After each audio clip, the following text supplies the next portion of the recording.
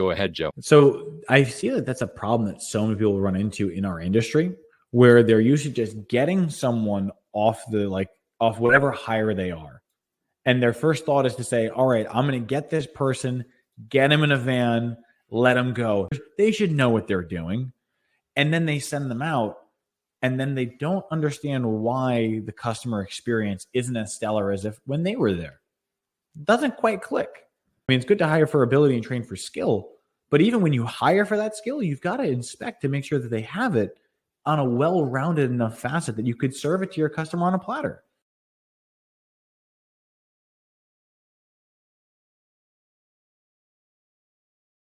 Hello, and welcome back to another episode of Electricpreneur Secrets, the premium service electricians podcast.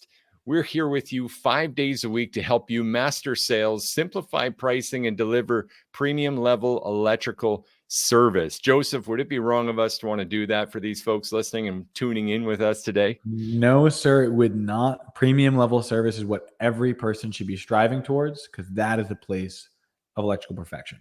I love that, man. How was your weekend? You know what? I love what I do. So I'm just going to say it was a decent weekend. I got some sleep, but I got a lot of family time, and that's what matters most. What about you, brother? Yeah, definitely. You know what? I started doing a little overlanding this weekend.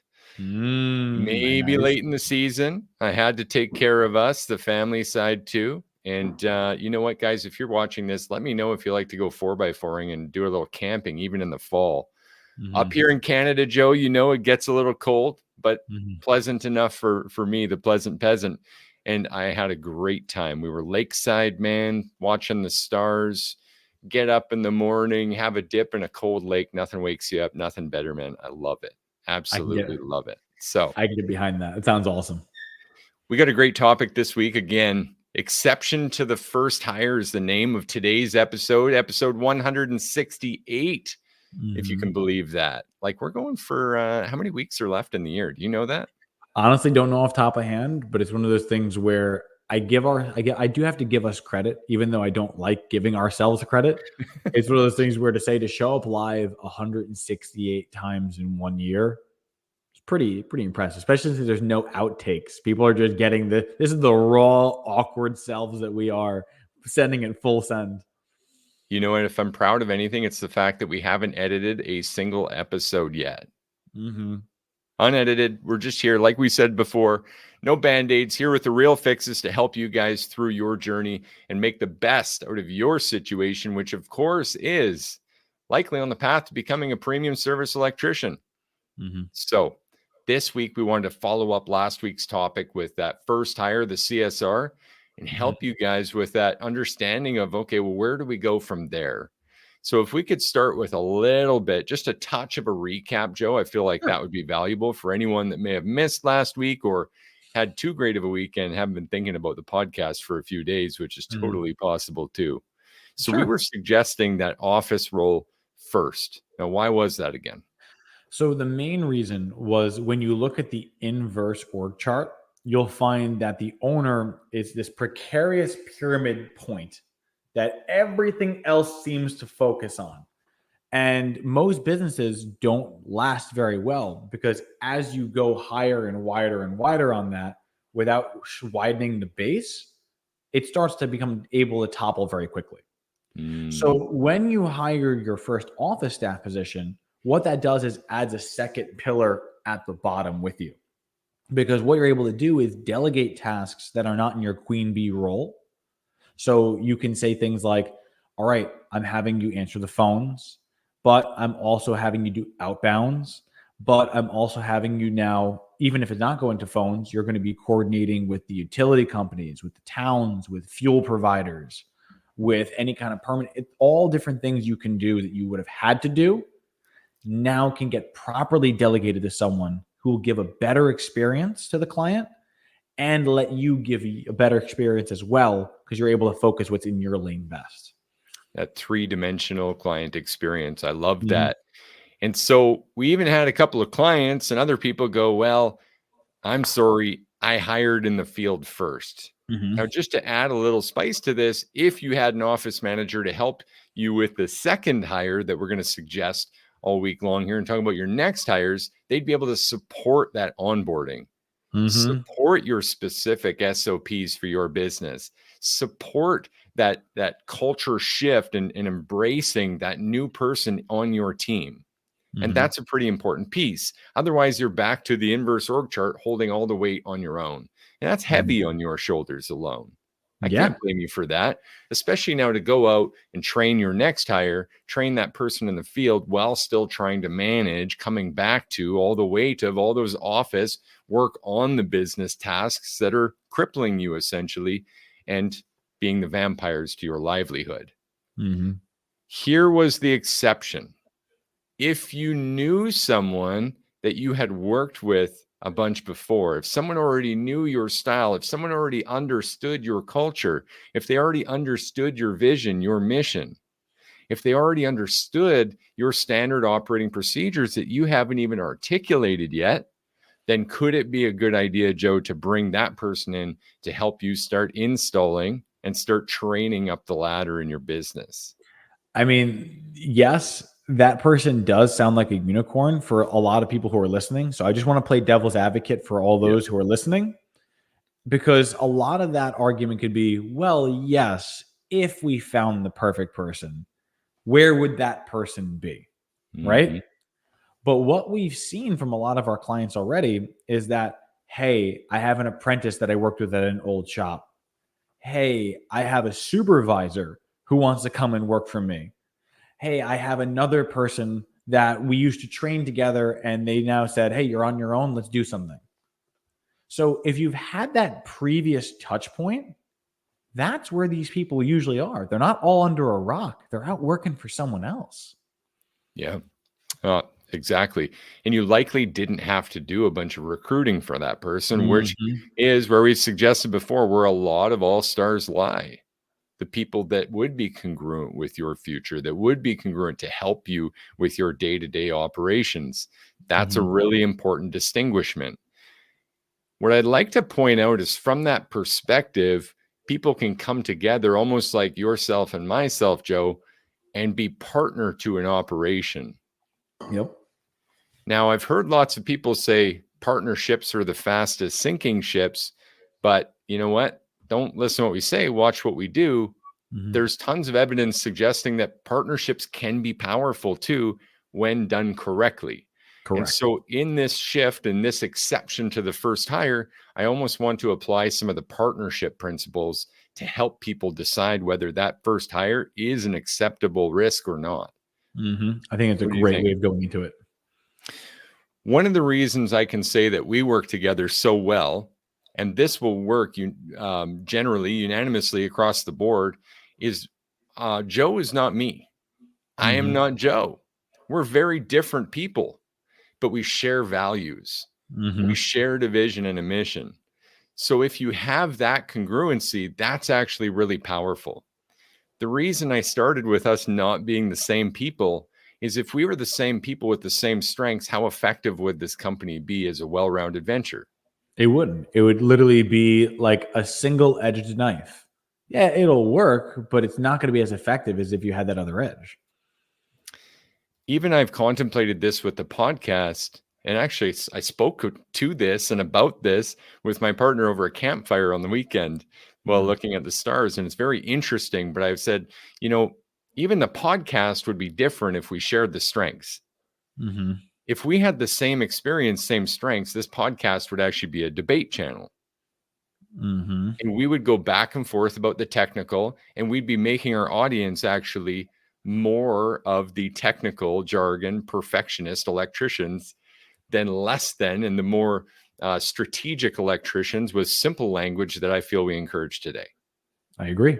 That And makes sense. no one wants to be in a situation where like you're just listening to two people argue about technical specifics. I mean, some people are into that, and I wouldn't blame you for it, but we're not here to make you tighten the screw better. We're here to make you communicate your service better so that you can achieve the premium service company you've always wanted to be in. Definitely. I love that. And so we've had people even come forward and ask, well, Our partnership's a good idea. Mm-hmm. And I always start with a big smile because, again, we're in Mm-hmm. one. If they weren't, I wouldn't have put my bet on it, nor would Joe have. Mm-hmm. So important distinguishment right off the bat. And again, if I could just highlight, if it's value centered and you have a difference in strengths, let's go into the strengths difference for a minute if we can. Sure, by all means. Let me involve you and not do a monologue even here. Put you on By all spot and means. see if you come up with the answer that I'm thinking right now. Okay. When you think of me and our differences, Mm-hmm. where do you see the complementary difference that we have, Joe? I see that you and I complement each other in that we complete one whole pie. Now, what I mean by that is this. You are the person who loves getting to 70, 80% of a particular topic. You can see it from the 30,000 foot view, but your level to complete it is you can get it to 80%, and then you typically like to move on to something else. With me, I am the hyper analytical OCD nutbag that I am, where it's like I complete one task to its 100% capability, and I don't leave that task until it's my level of perfect. So, whereas you can initiate the initial topic, I then can fill in and make sure it's perfect so that we're always in tandem. You start it, I complete it. You start it, I complete it. So, that would be the Absolutely. first thing that comes to mind. Yeah, I think you nailed it. You did extract that right from my brain. It's like I buzzed it over to you on the airwaves that people aren't hearing. Okay. So you nailed it. Exactly. If, and I've heard this actually from one of my favorite podcasts, Ed Milet, who was a big influence for me for many years. And he would jump on and do the odd solo one. And he did this 15-minute spiel about where his company, World Financial Group, was going in the early years of it. And he said, I'm doing these team huddle meetings, right? Like get everyone amped up. Let's go. Have a great day. Have a great week.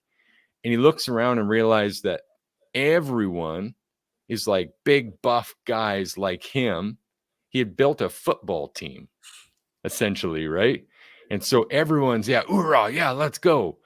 And they're pumped up, but it was a team of yes men. Everyone just loved Ed and being like Ed, and they were Ed. So they just followed like Ed and brought the exact same strengths and all had the exact same vulnerabilities. And so there was giant gaps in this company. This topic gets so big, I should be careful here because it really ties into kind of diversity and inclusion here too. But ultimately, I want to challenge our listeners, our viewers to recognizing the strengths, not just the experience and educations that people have as assets on their resume. Does that make sense, Joe? I would agree. I think that it's one of those things where if we can look at people based on the people they are and not the experiences that they've walked, it'll allow us to understand them better and better allocate people's abilities. 100%. And so one of the huge takeaways from obviously this exception to the first hire, if you have that person in your network and they're able to come into your company and really with a grain of salt almost because you're not well organized yet, you're still figuring things out, you're still building this up, and there's someone that can come in and be appreciative of that and help you build it up, those are often some of your strongest players that you could have. I mean, fundamentally, it's one of the reasons I think that even the office position sticks around so long is because they're often starting in that era and helping you build it up and having such a strong anchor role in this organization.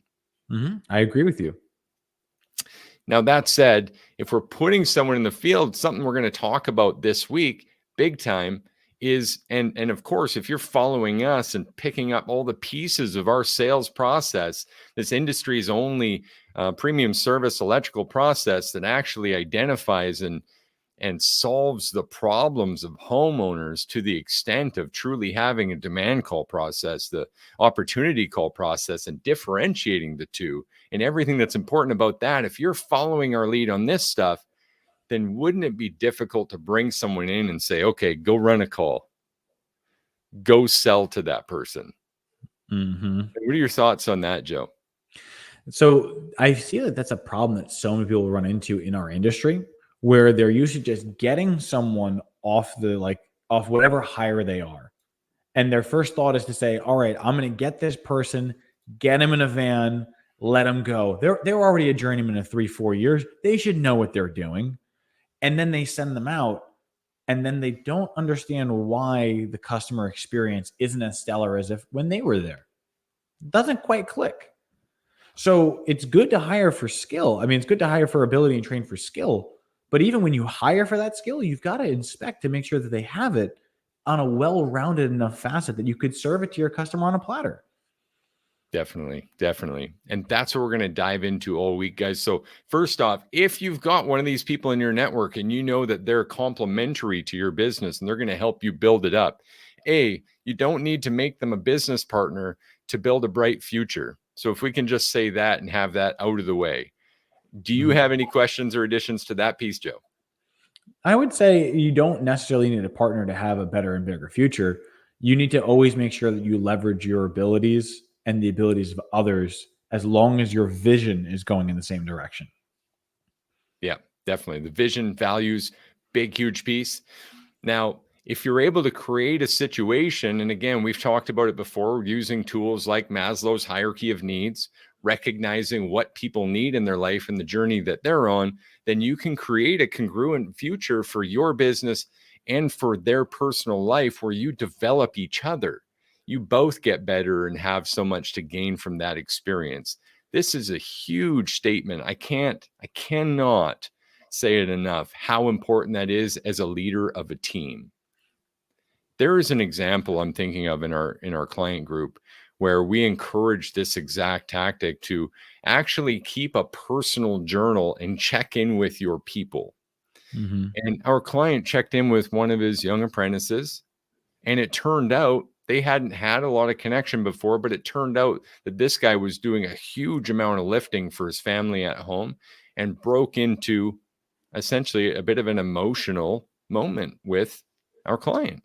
Mm-hmm. Now, I know what a lot of you are thinking. Well, I don't want a big emotional moments with my people, but the fact that one of your guys could be that close to just breaking down and having one of those moments, and you being the one to make them feel safe enough to have it, that's a huge relationship builder. Not to mention what our client gained from that engagement was knowing that, wow, this young man is actually staying at home and supporting his family. And I know that this is someone that would be loyal to me too, that I could build, a position around, a future around for that person. Go ahead, Joe. I wanted to touch on that to say that there's also an additional benefit to the actual relationship that you have in your culture, because you need to be the person that allows someone to come to you. Like, have you ever heard the concept where someone says, "My door is always open," Yes. but physically the door is not? Mm. So the main problem that comes down from this is that your client is no different than your employee. They need to see you in the same light. So to stop doing a roundabout answer to this, what I'm trying to say is that you need to be the kind of person that your team can look at and say, yes, I trust this person being emotional with. Because if you can get to that point, now there's an actual differentiated reason why they should stay with you, not just go someone else. So it's just an extra facet where if you have a better culture, you can talk to your boss, you're more likely going to be able to explain things that aren't going right, which both improves the company and keeps the relationship with that tech longer. I love that. Yeah, I think you hit it spot on, and Ben does too. Ben Davis with us saying this is so good. Thank you, Ben, for joining us. Thanks, Ben. Love you, brother. Keep rocking out there. Now, this whole week's built around this. We've given you the exception to the first hire. You can do it. And the reason that this becomes something that's more doable is because they can act more autonomously, meaning they can act more without you while maintaining congruency with your vision, your mission, which means they'll be able to better pivot and act on impulse if the situation arises where they're still aiming to serve at the highest level like you are. Imagine putting the wrong person in this role. They don't quite have your values and vision down. The level of micromanagement, I mean, you couldn't even leave them alone with the customer with knowing securely that they're not going to essentially fuck over your business, right? Land you the 1-star review. Jump on in, Joe.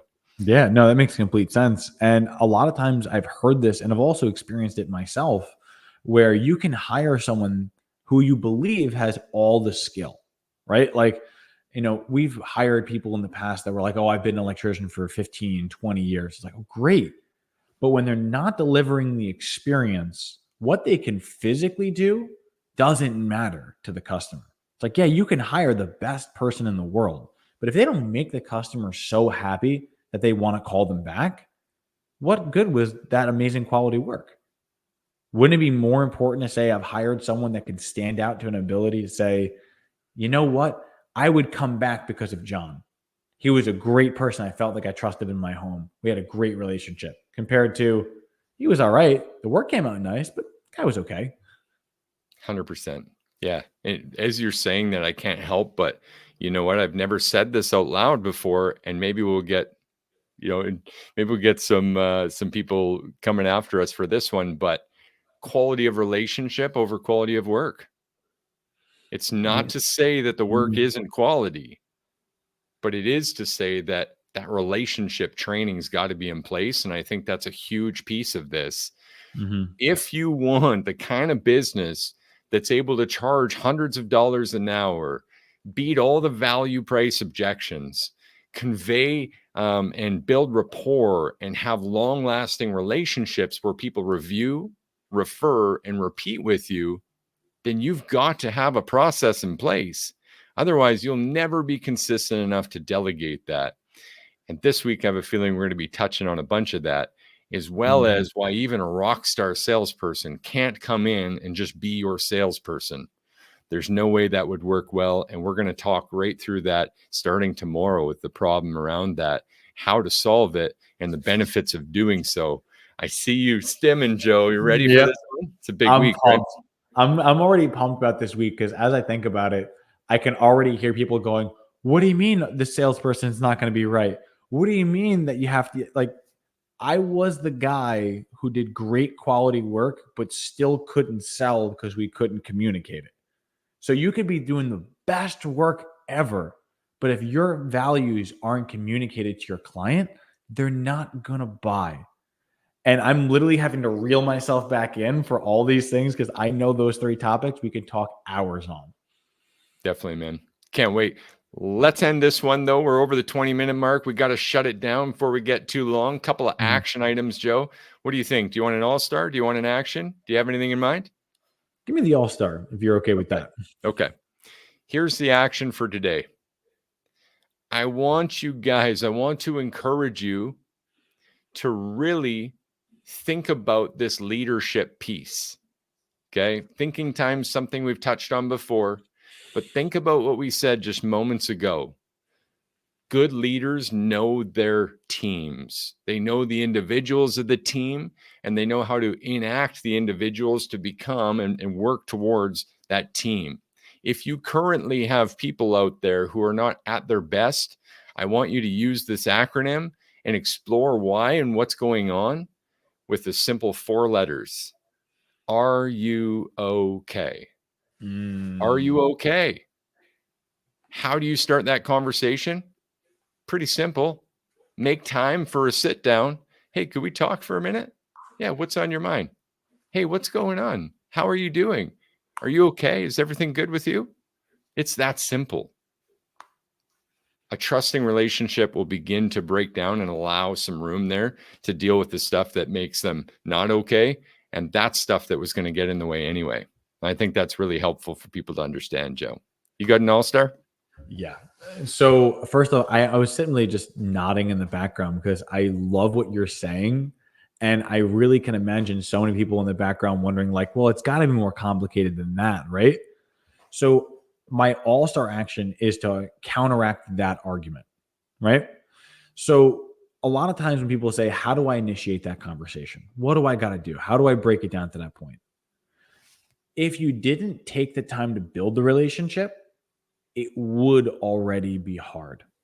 So my all-star action to you is actually a moment of reflection. Is there anyone in your company that you feel that if you were to call them out to lunch today to say, hey, end of day today, I'm getting some lunch. I want you to come with me. Would any employee in your company think of that as they're getting punished?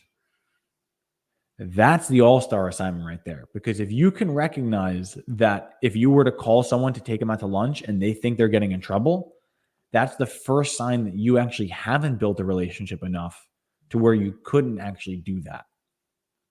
And if that's the case, now at least you know where you need to follow, where you need to solve that. Definitely, man. Really good. Really good stuff. This has been another episode 168 of Electricpreneur Secrets, the premium service electricians podcast. Whew, that became a mouthful when I put the premium service in there. Mm-hmm. Guys, we're here for another 4 days this week to help you master sales, simplify pricing, and deliver premium level electrical service. So join us again tomorrow to unpack this a little bit more and really dive deep on it. Cheers, Joe. Cheers, everyone. All the best to you all. Take care.